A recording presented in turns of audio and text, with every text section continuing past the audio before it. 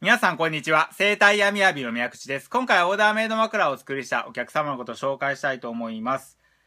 堺市から見えた30代男性の方ですね。普段からいびきの方をかいていて、朝起きた時に肩の方がちょっと痛かったりすることがあるようです。ちょっと気になるのが睡眠薬の方を飲んでいるんですけれども、ちょっと寝つきが悪い程度で飲まれているようなので、お医者さんと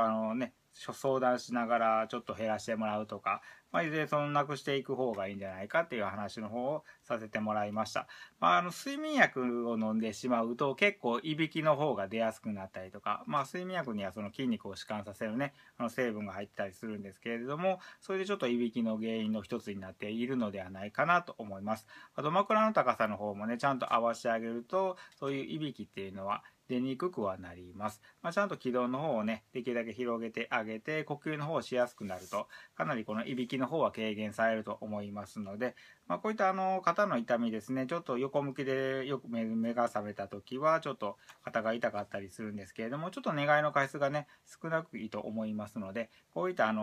点でも改善されるのではないかなと思います。